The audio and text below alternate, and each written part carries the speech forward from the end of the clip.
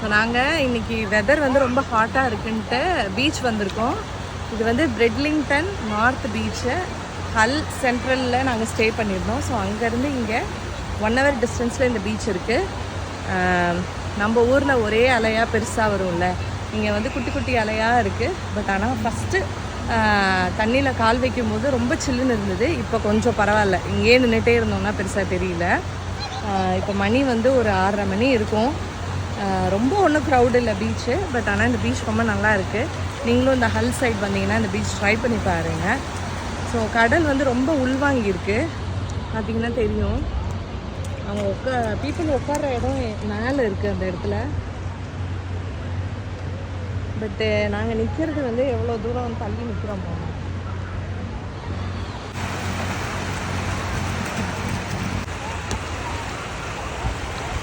உள்ளே போகிறாங்க.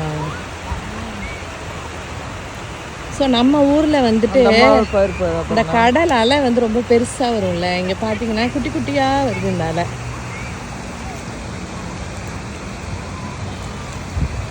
இல்லைம்மா? அவ்வளோதான், இது ஒரு ஸ்டெப். ஒரு அலை நம்மளது பெருசாக வரும், அப்படி இது வந்து குட்டி குட்டியாக இருக்குது.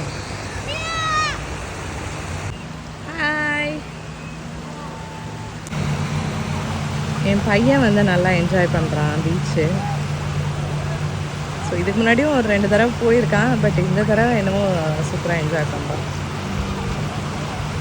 அவனுக்கு ஸ்விம் ட்ரெஸ்லாம் எடுத்துகிட்டு வந்தேன், குட்டி பையனுக்கு ஸ்விம் ட்ரெஸ்லாம் கொண்டு வந்தேன்.